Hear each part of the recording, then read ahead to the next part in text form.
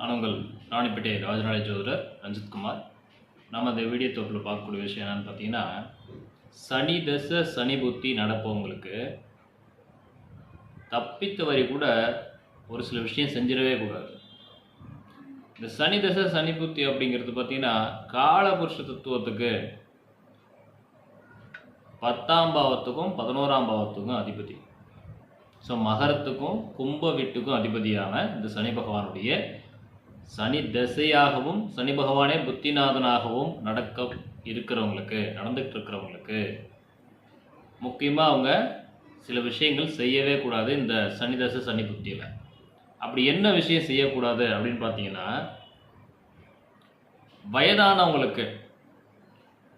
வயதானவங்களுக்கு துன்பங்கள் விளைவிக்கக்கூடிய விஷயங்கள், அவங்கள மனதளவு கஷ்டப்படக்கூடிய விஷயங்களை சொல்லக்கூடாது. வீட்டில் வயசான பெரியவங்க இருக்காங்க அப்படின்னா அவங்க மனசு கஷ்டப்படுற மாதிரி நடந்துக்கக்கூடாது. ஸோ ரோட்டில் போயிட்டுருக்கோம், அவங்களுக்கு பார்த்தீங்க அப்படின்னா அவங்க ஏதாவது தானமோ தர்மமோ கேட்குறாங்க, இல்லைன்னு சொல்லக்கூடாது. ஏதாவது உங்கள்கிட்ட இருக்கிறத அவங்களுக்கு வாங்கி டொனேஷன் பண்ணிடுறது நல்லது. ஒரு ஃபுட் வாங்கி கொடுத்துடலாம், இல்லை ரோட் கிராஸ் பண்ணி விடலாம். ஸோ இந்த மாதிரி அவங்களுக்கு ஏதாவது உதவி பண்ணிங்கன்னா பிரச்சனையே கிடையாது.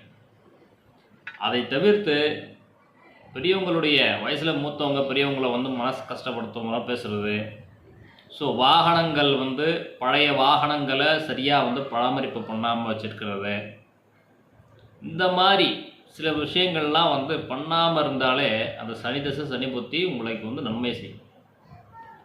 ஸோ இந்த சனி தசை சனி புத்தி நடக்கிறவங்களுக்கு வாழ்க்கையில் பார்த்தீங்க அப்படின்னா, சனி பகவான் அவங்க ஜாதகத்தில் எந்த நிலைமையில் இருந்தாலும் சரி, ஒரு பிரபலமான யோக அமைப்பை கொடுக்கக்கூடியவரே இந்த சனி பகவான் சனி தசை சனி புத்தி தான். சரிங்களா? ஸோ அதனால தான் என்ன சொல்ல வரேன்னா, இந்த சனி தசை இந்த சனி புத்தியில் எக்காரத்தை கொண்டும் யாருக்கும் மனதளவுலையும் ஒரு வார்த்தை பேசும்போதும் கவனமாக பேசணும். அவங்களுக்கு கஷ்டப்படுத்துகிற மாதிரி பேசக்கூடாது.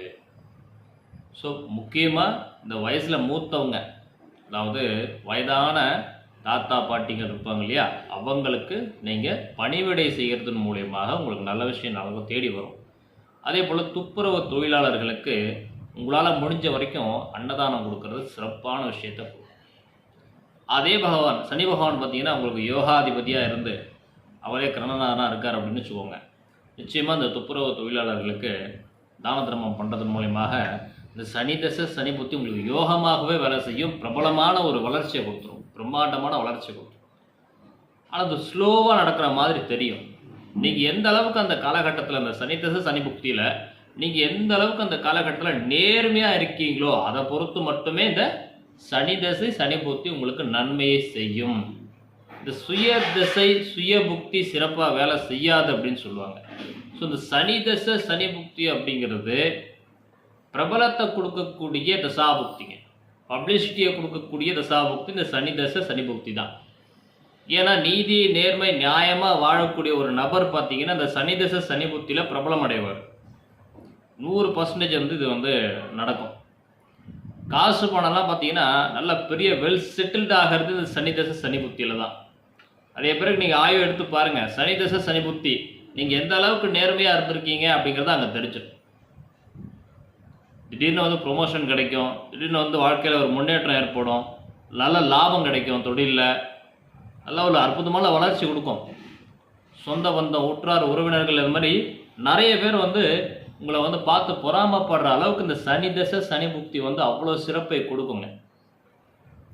ஸோ நாம் இந்த வீடியோ தொப்பில் பார்த்த விஷயம் பார்த்தீங்கன்னா, சனி தசை சனி புக்தியில் யாருக்கும் நீங்கள் மனதளவும் உடலளவும் கெடுதல் நினைக்காமல் இருந்தீங்கன்னா அவங்களுக்கு துப்புரவு தொழிலாளர்களுக்கும் வயதான தாத்தா பாட்டி இவங்களுக்கெல்லாம் பார்த்தீங்கன்னா நீங்கள் உதவி பண்ணீங்க அப்படின்னாலே இந்த சனி தசை சனி புத்தி உங்களுக்கு பெருமளவு பிரபலத்தை பண்ணிடும். பெரும் பணக்காரன் ஆக்கக்கூடிய இந்த சனி தசை சனி புத்தி நடப்பவர்களுக்கு நிச்சயமாக வெற்றிகள் தேடி வரும். நன்றி, வணக்கம், வாழ்த்துக்கள், வாழ்க வளமுடன்.